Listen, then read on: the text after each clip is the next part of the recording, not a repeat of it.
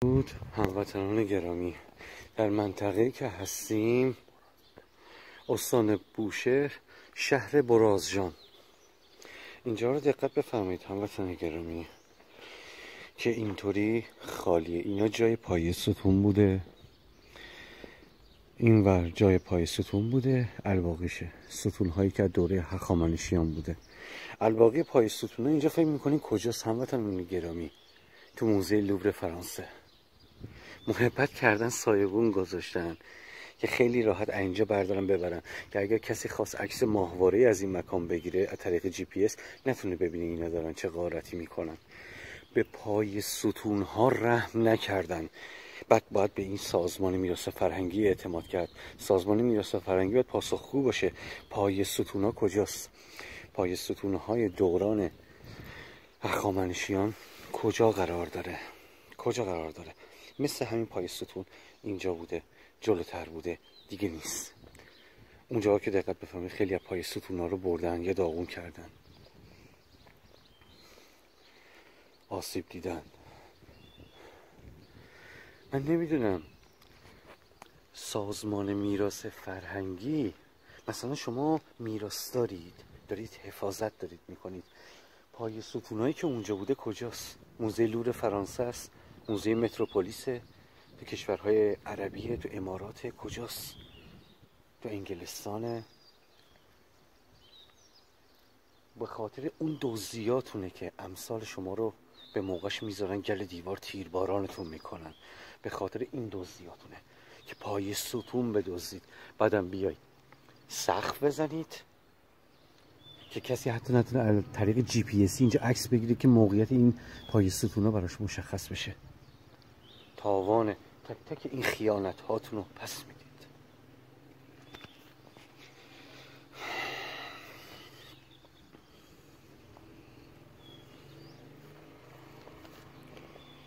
دقت بفرمایید تا اینجا 1 این 2 3 4، از اون ور 2 تا دیگه‌اش نیست.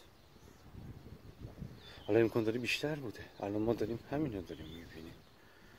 امکان داره از این بیشتر بوده که دیگه بردن.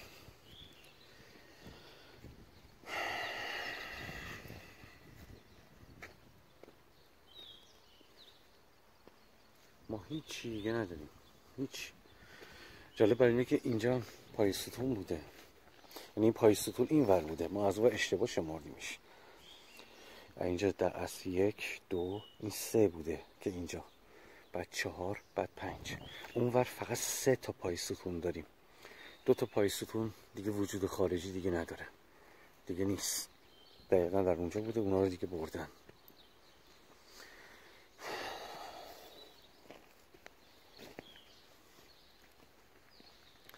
یعنی اومده براش یه سایبون زده که در اصل این سایبون برای اینه که شما حتی بخواید عکس هم از طریق جی پی اس اینجا رو بخواید بگیرید و موقعیت رو از طریق جی پی اس بخواید در بیارید که اینجا رو نگاه بندازید، نتونید بفهمید چند تا پای ستون داره اینجا غارت داره میشه.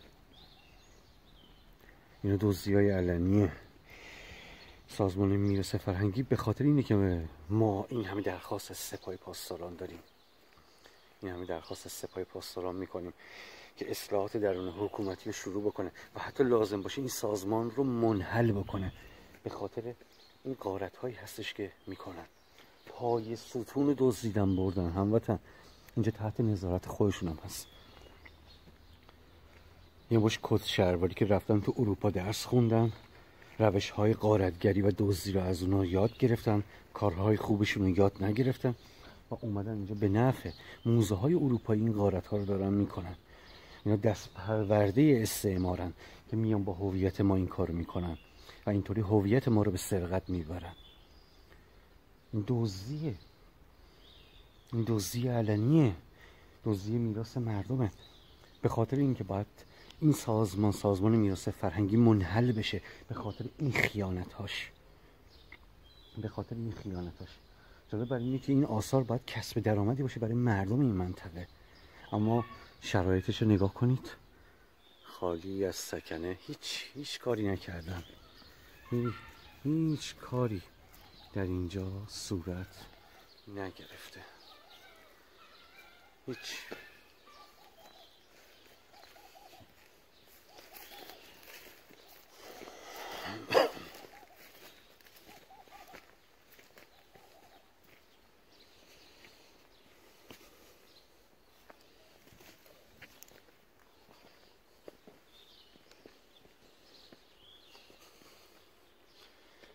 انگار فقط پای ستونا رو فکر کنم رئیس موزه لوور فرانسه یا متروپولیس یا حتی موزه امارات دیگه خوششون اومده بوده دیگه برداشتن و بردن، وگرنه به خودی خود این منطقه اصلا ارزشی برای این آقایون نداشته، هیچ ارزشی برای این آقایون نداشته که حتی بخوام بهش رسیدگی بکنم دیگه. حالا خدا میدونه این سرستونا رو حالا به قیمت چقدر اومدن حساب کردن و بردن که این سرستون ها کم شده از این منطقه.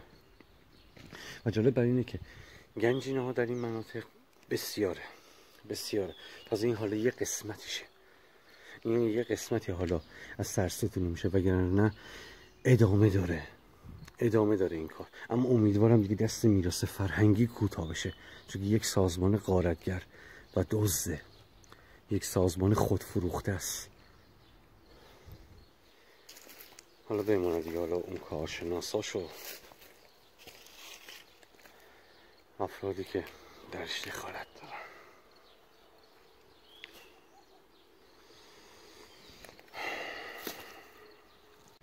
دقت داشته باشید رو هر کدوم از ستونها علامت‌های مشخصه خودش داره. البته این سنگ تکون خورده، وگرنه کروکی‌ها و علامت‌هایی که بر روی ستونها، پای ستونها میخورده، هر کدومشون خودشون مشخص کننده بار منطقه هستن و مشخص کننده گنجینا هستن. دقت بفرمایید سنگ ها چیده شدن رو هم، 1 2 3. حالا دیگه بمونه ستون هستش که رو به بالا میرفته که دیگه الان نیست، ولی 3 طبقه بوده. یعنی با کاخهایی که ما در آینده های نه چندان دور باش روبرو میشیم، کاخهایی که 1 2 3 طبقه است: سقف، سالن کوچک، سالن بزرگ در بالا قرار میگیره. نمونه همین سبک معماری ها رو ما بزرگترش رو حالا در عمق‌های بین حالا 5 متر، 6 متر، 15 متر، 20 متر داریم. البته از 1.5 متر شروع میشه، که میشه تو بیشتر حفاریا به دست آورد. گنجینه‌های بسیار بزرگی در این مناطق ما داریم، بسیار بزرگی داریم. تازه این یک گوشه ای از این کاره، گوشه های از این کار میشه. در اینجا هم دقت بفرمایید برای این گونه مناطق یک کروکی بندی های خاصی دارن، چیدمان دارن. 1 2. حالا از اینجا که بگیریم 1 2 2.5، یعنی هر کاخ تا کاخ بعدی یک چیزی هلوش 2.5 کیلومتر فاصله داره. 2 کیلومتر و نیم فاصله داره. کاخ هاست که فاصله کاخ هاست، یعنی کاخ های کوچک، کاخ های بزرگ. یک کاخ که پرت داریم امکان داره همین مکان باشه، اما کاخ های بعدی حداقل به غیر از این ما 3 تا کاخ بزرگ داریم، 2 کاخ کوچک که امکان داره این یکیش باشه، چون این کاخ کوچکشه. کاخ های بزرگتر از این رو داریم که البته گفتم از عمق 2 متر شروع میشن تا 20 متر، تا عمق 20 متر شروع میشن. متاسفانه اینجا ضرباتی که خورده، آثاری که نابود کردن، آثاری که نابود شده متاسفانه.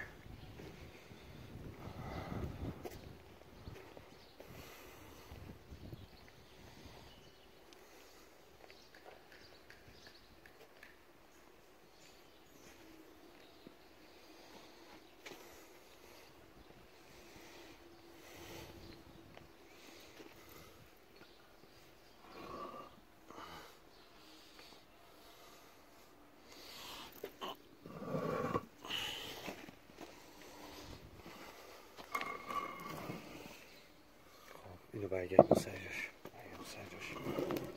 خب اینو که دیگه نمیشه تکون داد، نمیشه.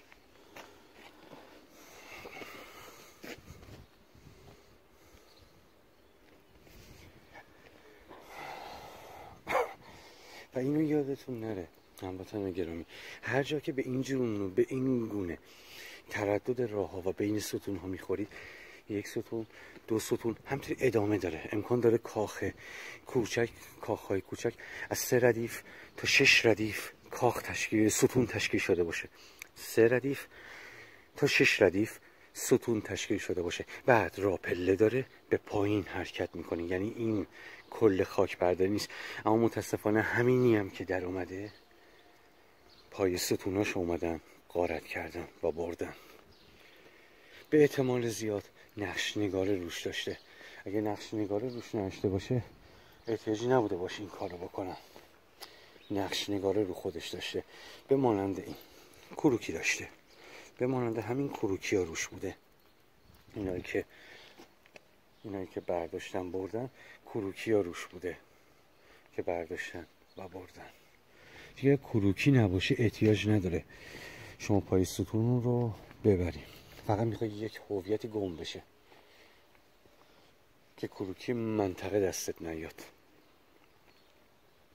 و ادامه همین مدل نقشه گذاری رو ما باز در اینجا هم داریم. دقت بفرمایید که در دوره هخامنشیان، من کاری ندارم باستان شناس میخواد چی بگی برای خودش، حرف باستان شناسان اصلا برای ما مهم نیست، ولی ما چیزی که از روی علامت گذاری ها داریم و از روی رمز نگاره ها داریم، اینو میدونیم که تعداد کاخ های اینجا، چیزی که در این ور در اومده، به احتمال زیاد باید در این ورم همون باشه. حالا باید نگاه بکنم.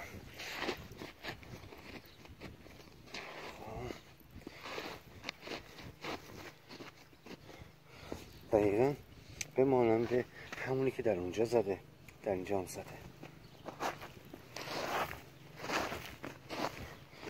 دقیقا کپه همون. دقیقا کپه همون. تعداد کاخ هاست.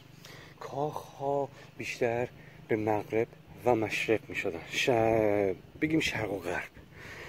کاخ ها در جهت طلوع و غروب خورشید بودن، با یک فاصله مشخص قرار می گرفتن، مثل مانند همین چیدمان.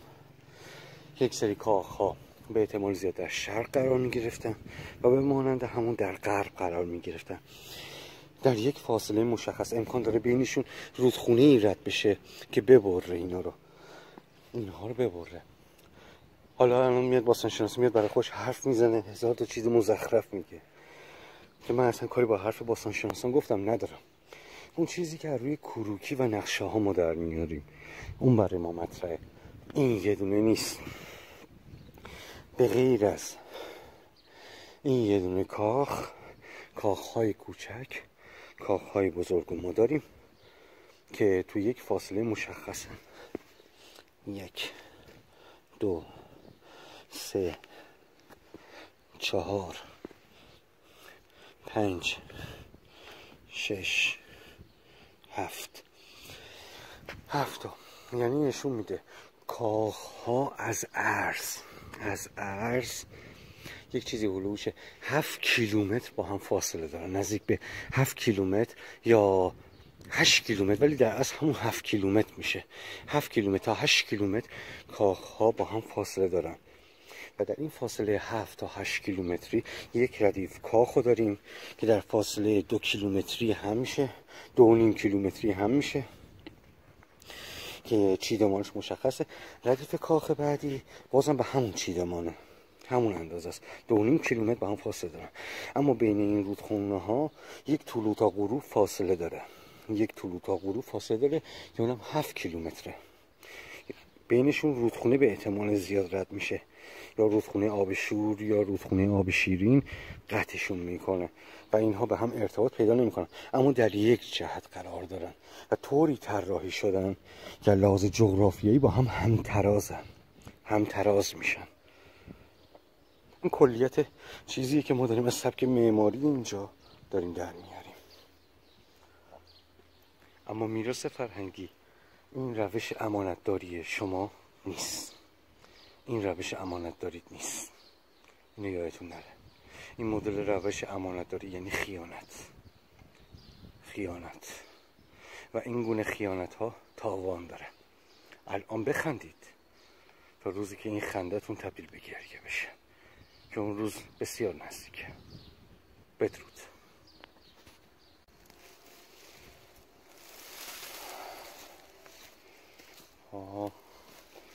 الان دقیقا این چاه تازه جالبه، میراث فرهنگی روشو پوشیده بود، یک کسی هم نبینه، اصلا نخواست ادامهشو بره ببینه داخل این چاه به کجا میرسونه. هیچی، نقش نگاره ها، علامت ها، همه چی متاسفانه محو شده.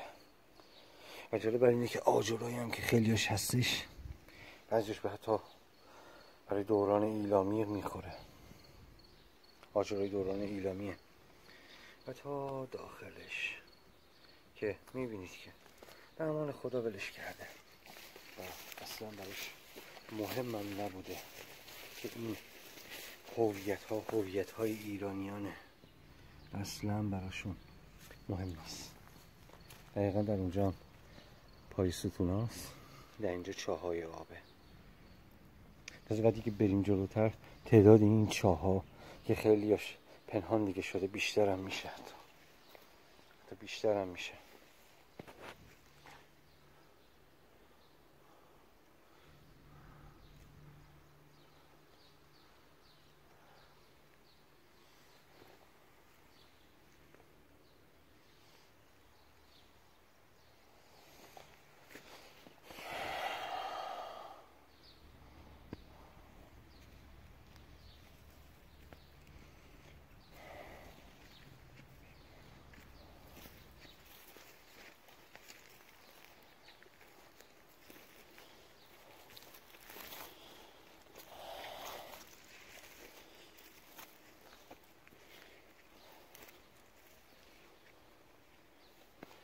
اینجا باز ادامه پای ستون ها.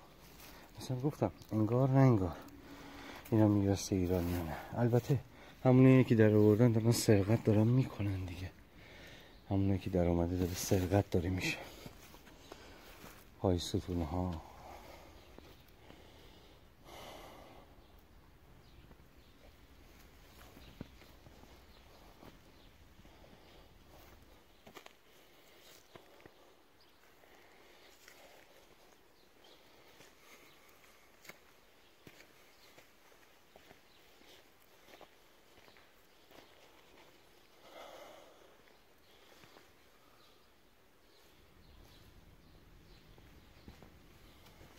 درود هموطنان گرامی، درود دوباره.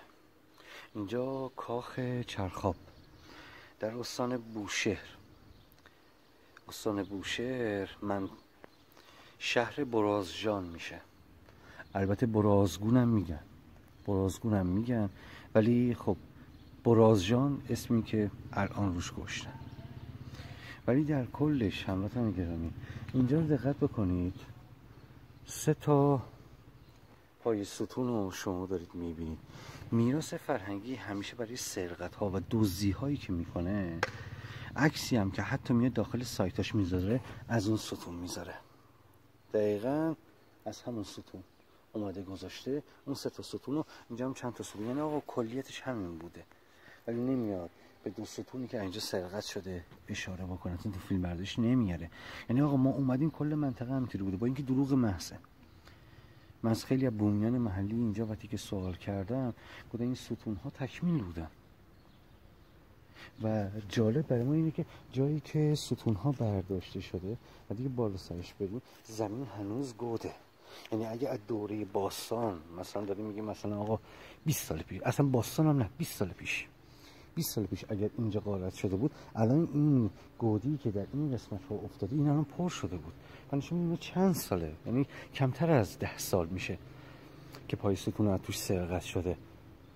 پای ستون ها رو توش سرقت کردن. خیلی از این پای ستون ها روشون حکاکی داشته، بعضیش علامت بوده، بعضیش مثلا به خاطر زیباییش در معماری سر از موزه های لوور فرانسه، موزه های آمریکا، انگلیس، امارات از اونجا سر در میاره. میراث فرهنگی با قاچاق میراث ایرانیان و فروختن اون کسب درآمد نجومی میکنه. هیچ فایده ای هم برای مردم منطقه نداشته که مثلا بگیم آقا برای مردم منطقه کسب درآمدی به وجود آورده. هیچ کاری نکرده. میراث فرهنگی باید در درون این سازمان اصلاحات بشه، باید اصلاحات بشه. هموطن گرامی، تا این سازمان غارتگر نتونه اینطوری کار بکنه. حالا کارشناسای کت شهرواریش به قول خودشون رفتن درسم تو اروپا خوندن، روش های دزدی هم اونجا خوب یاد گرفتن، روش های غارت میراث ایرانیان هم خوب یاد گرفتن اونور، اما کارهای خوب اونا رو یاد نگرفتن. اینجا که وقتی اومدن اینجا شدن غارتگر گنجینه های ایرانیان. دقیقا بفهم اینجا وقتی که نگاه بکنیم، از اینجا دست من که بیاد اینجا همین زمین، این قسمت جای ستون بوده. یعنی این نشون داره میده حتی کمتر از 10 سال پیش این ستون ها منتقل شده. امکان داره 5 سال پیش، 6 سال پیش این ستون ها رو منتقل کرده باشن. دور از این ستون بماند که اونور چاه آب شیرین داره و این کاخ ادامه داره. حالا میراث به دزدیاش در همینجا اکتفا کرده. باید این سازمان رو منحلش بکنن. حالا میزان غارت هایی که این سازمان کرده بسیاره، هم میراث فرهنگی ناکارآمد، هم دولتش. اینا یه مش خائن به وطنن، هموطنان گرامی، که اینطوری هویت شما رو میبرن. بعد به ماها میگین غارتگر. بعد ما میخوایم گنجینه در بیاریم که به نفع سیل زده ازش بهره برداری بکنیم. ما میشیم غارتگر، ما میشیم متجاوز. اما یه باستانشناس کت شهرواری که میاد هویت های شما رو اینطوری برمیداره میبره، از این پای ستون آغاز، متجاوزان آقان. التماس تفکر دارم هموطن گرامی، التماس تفکر دارم که هویت تو رو به این طریق دارم میبرن و بیشترم میبرن. باید اصلاحات درون حکومتی بشه. کشور باید دست نظامی بره که امثال آشغال هایی به مانند این دولتی ها، این میراث فرهنگی ها در درونشون اصلاحات بشه یا اصلا کلا منحل بشن. حتی میراث فرهنگی کشورمون رو سپاه پاسداران باید بگیره دستش، چون که 40 سال دست این دولتی ها و میراث فرهنگی بود. امتحاناتشون رو پس دادن، موزه های خارج از کشور رو آباد کردن، کسب درآمدهای نجومی کردن. دیگه بستشونه، دیگه بستشونه. این همه غارتی که از این سرزمین کردن، این همه غارتی که کردن، الان این سرستونایی که برده شده الان کجاست آقای میراث فرهنگی؟ کلت فقط اینه که اونجا یه دکه بزنی، در اینجا رو زنجیر بندازی ببندی، مثلا فکر کنی ماها نمیتونیم بیایم تو؟ بعد بیایم با اینجور منظره غارتی روبرو بشیم؟ این میراث دست تو امانت بوده، اونجا یه دکه زپرتی گرفتی انداختی اونجا، یه ماشین هم پاش پارک کردی. مثلا الان فکر کردی، مثلا الان خیلی شاکار کردی، منطقه رو تبدیل به خرابه تو کردی، سقف زدی بالا سر من که سرستون برمیداری میبری. اگر کسی از موقعیت جی پی اس اینجا رو در بیاره نتونه ببینه شما چند تا سرستون بردین. انقدر رذل و پستی. آیا تو رو نباید گل دیوار گذاشت تیر بارانت کرد به خاطر این خیانتات؟ آیا شماها رو نباید گل دیوار گذاشت تک تکتون رو تیر باران کرد، پول گوله رو از خانواده هاتون گرفت؟ آیا با شما نباید این کار رو کرد؟ حالا چه دولتی باشی، چه باستانشناس باشی، چه نماینده مجلس باشی، چه هر کوفت و زهرماری باشی که وصل باشی به دولت، نباید پوستتون رو کند. که البته میکنیم، ما پوستتون رو میکنیم در آینده، به خاطر این همه خیانتی که به این کشور کردیم، به آثار و به هویت‌های این سرزمین کردیم، که سر از موزه‌های خارج از کشور در بیاره. که اون فرانسوی آشغال صفت، اون انگلیسی آشغال صفت که بری پیشینش نگاه بکنی اجدادش یه مش وحشی بودن، اونا بیان با تمدن ما کسب درآمد کنن. موزه لوور فرانسه 95 میلیون گردشگر از صدق سری آثار ما داشته باشه. اون فرانسوی وحشی که فاقد تمدن هویت، تا اون آمریکایی وحشیش که بری پیشینش رو نگاه کنی همشون یه مش جانی و وحشی بودن.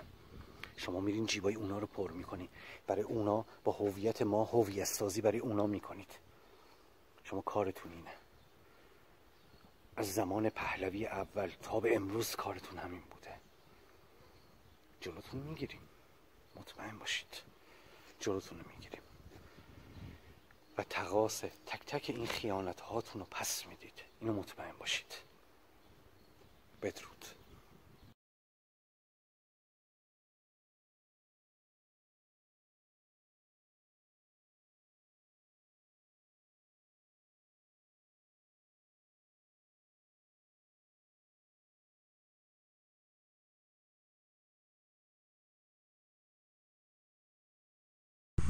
درود هموطنان گرامی. الان تو منطقه برازجون، منطقه خوشاب هستیم. طبق اون قدم شمانی که در آوردیم و نوع فاصله‌ای که به ما میداد و مسافت دورتر رو به ما معرفی میکرد، ما رسیدیم دقیقاً به این مکان که یک تپه بسیار بزرگ، یک خاکریزه و از پنهانه. حالا تپش هم مربوط میشه به دوره ساسانیان. حالا بماند که حالا به پایینترش حالا یک سری امامزاده های جلیل دیگه هستش، با اونا کاری نداریم که اون امامزاده هم مربوط میشن برای دوران ساسانیان. این قسمت هایی بوده که حالا حفاری کردن که البته دستشون به هیچ جا نمیرسه، یک کار بسیار بزرگتر از اینه. دقیقاً با اون قدم شمار 7 کیلومتری که مد نظر ما بود جور در میاد و ما دقیقاً رسیدیم به این مکان. دقت بکنید که این مکان گورتپه نیست. این مکان اصلا گورتپه نیستش. نوع جنس سفال‌هایی هم که در این مکان‌ها به کار رفته که سفال‌های سفال سیاه در این مناطق به کار رفته که با دیگر سفال‌های منطقه بررسیش کردیم که از 4-5 مدل سفال تشکیل میشه. داره به ما اینجا اینو داره میگه که ادامه همون کاخ طبق همون چیدمانی که توضیح دادم دقیقاً ما در اینجا هم همونو داریم که امیدوارم مردم این مناطق آگاه باشن و نذارن دیگه اینجا بیشتر از این هویتاشونو ببرن و به سرقت ببرن و اون بلایی که دارن سر اون کاخ میارن سر اینجا دیگه نیارن، چون این گورتپه نیست هموطن گرامی. ادامه کاخ هاست و هر کاخی 2 کیلومتر با هم فاصله داره، یعنی در عرضش چه به این طرف چه به این سمت در فاصله های 2 کیلومتر یا نه 2000 قدم 2 کیلومتر یا 2000 قدم دورتر باز ادامه کاخ ها قرار داره. 3 کاخ بزرگ، 2 تا کاخ کوچک و بزرگ در چپ و راست، یعنی اول و آخر داره و 3 تا کاخ بزرگ هم در وسط قرار گرفته طبق همون مکانی که تو فیلم برداری قبلی نشون دادیم. الان ما نمونه همون رو پیدا کردیم. اینجا ادامه کاخه، اینجا کاخ ها قرار داره در این مناطق، در این منطقه ادامه همون کاخ ها قرار داره. اینجا گورتپه نیست هموطن گرامی. فریب میراث فرهنگی رو نخورید و نذارید اموالتون رو و سرمایه های شما رو که متعلق به مردم بومی این مناطق هستش که در فقر مطلق بیشتریشون هستن، نذارین غارت بکنن، نذارین ببرن اموالتون رو. چون میراث فرهنگی به غیر از سرقت هویت ایرانیان تا به امروز هیچ کاری انجام نداده، هیچ کاری برای ایرانیان نکرده. اینجا گورتپه نیست هموطن گرامی، اینجا اصلا گورتپه نیست، اینجا ادامه کاخه به مانند همون کار. اینجا گورتپه نیستش که حالا چیزی که میراث اومده ثبت کرده اونم میریم نگاه میکنیم.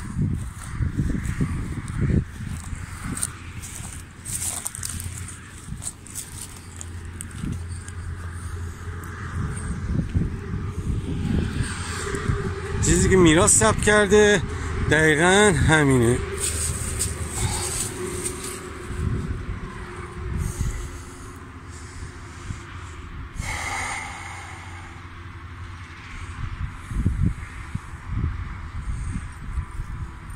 سده های نخستین اسلامی.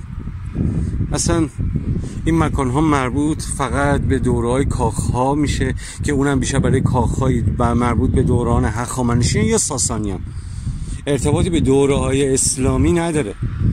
شاید منطقه هویتش اسلامی شده باشه اما آثار باستانیش هویت اسلامی نگرفته.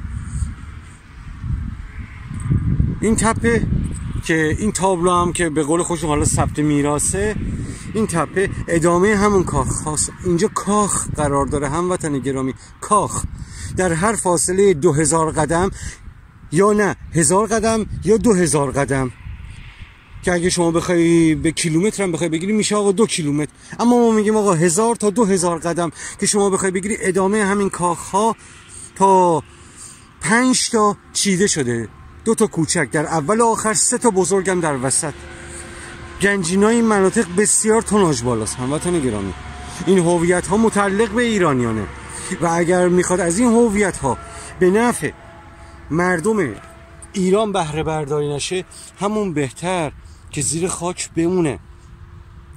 میراث فرهنگی اینو بدونه. وقتی که شما میخوای این هویت در بیاری که سر از موزه لوور فرانسه در بیاره یا ستونهاشو بدزدی ببری و در سایت ها طوری نشون بدی که انگار کل حفاری که شما کردی همون بوده و سرقت ها و دزدیای خودتون رو بپوشونید، همون بهتر که این اموال، این گنجینه ها زیر این خاک بمونه. شما صلاحیت اینو ندارید که این گنجینه ها رو ازش بهره برداری کنید. صلاحیت اینو ندارید که از این گنجینا بهره برداری کنید، چون این گنجینا سر از خارج از کشور در میاره. سپاه پاسداران باید در این قضایا از خودش حرکت‌هایی نشون بده و جلوی این سازمان دزد و غارتگر بگیره. این سازمان دزد آقا، غارتگره، هویت تو رو میدزده میبره، اروپایی رو دارای فرهنگ میکنه، اروپایی رو براش منبع درآمد به وجود میاره، موزه لوور فرانسه رو آباد میکنه. سپاه پاسداران باید جلوی اینا رو بگیره. دیگه بس اینقدر غارتی که دارین از ما دارین میکنی. این منطقه طبق کیلومتر شماری که ما گرفتیم دقیقاً به همینجا میخوره. من بار اولم هست در این مناطق حضور پیدا کردم، بار اولم هستش، اما تمام مشخصات منطقه رو در میارم. اما از هموطنان خودم درخواست دارم که هوشیار باشن. میراث فرهنگی و باستان شناسانش یک مش خائنن، یک مش وطن فروشن. از کارشناسایی که در میراث فرهنگی هستن، از 100%شون 98%شون فاقد شرف، فاقد هویت و ضد ایرانیان. بمانند اون کاخ بردک سیاه که باستان شناسش اومده برای خودش کتاب گذاشته اما نیومده درباره اون رودخونه اسیدی بیاد حرف بزنه که دل اون روستاهای اون مناطق میجوشه میاد بالا، که چجوری داره کاخ بردک سیاه رو، آب اسیدی اون منطقه داره بین میبره و زمینایی که زهکشی شده بوده که آب شور وارد اون مناطق و اون محوطه کاخ نشه، میراث فرهنگی ولش کرده که تمام منطقه و آثار باستانیش رو به نابودیه و حتی کاشت درخت نخل هم در اون مناطقی که در بردک سیاه بود، در کاخ بردک سیاه ممنوع بود، اصلا بسته شده بود. زمینش هم میراث فرهنگی از زمان شاه خریده بود، نه برای این دوره. اونطوری دارن نابودش میکنن. باستان شناساش، اون باستان شناسی که میگه که من کاخ بردک سیاه رو پیدا کردم، چرا نیومدی درباره بقیه عیباش صحبت بکنی؟ چرا نیومدی بگی که چه هویتی در اونجا پنهانه؟ باید آب شور از شیرین جدا بکنی، باید اونجا زهکشی بشه. اینا دیگه یادتون رفت بگید؟ اینا دیگه به شخصیتتون دیگه نمیخورد، به هویت ایرانی دیگه نمیخورد دیگه این حرفا رو بگی؟ که فقط میان یک مشت مزخرفات تحویل مردم میدی. شماها با نسخه هایی که دست بریتانیا و انگلیسه میان تجسس میکنید، شماها نسخه دارید، مناطق رو میان اسکم میزنید. شما نهایتش اینید، هیچ بار دانشی شما ندارید. شما رفتین درس خوندین، درس این کارو خوندین که برای ماها بیشتر بساط خنده بوده کارای شما. شما دانشی مربوط به گنج دفینه ندارید، هیچ دانشی ندارید. یه علم دونپایه دارید، نسخه دارید، دستگاه پیشرفته دارید. کلیتتون اینه. اگر اینا رو ازتون بگیرن آواره‌ای تو کوها و بیابونا. اونقدر وجودشو ندارید که یک تنه بتونید پیدا بکنید، وجودشو ندارید، شرفشو ندارید که اینطوری به ملت نشون بدید. این همه آثار، این همه هویت شما از این مناطق غارت کردین و بردین. هموطنان گرامی، زیر این تپه ادامه کاخه، اینجا گور تپه نیست، فریب نخورید. این مدل هویت ها و این آثاری که در اینجا شما دارید میبینید، این زیر کاخ قرار داره. در فاصله های 2000 قدم یا 1000 قدم باز ادامه کاخ هاست. چند کاخ پشت سر همه. فریب حرف های میراث فرهنگی رو نخورید. این سازمان یک سازمان خائن به ایرانیه. فریبشون رو نخورید هموطنان گرامی. پیروز سربلند باشید. بدرود.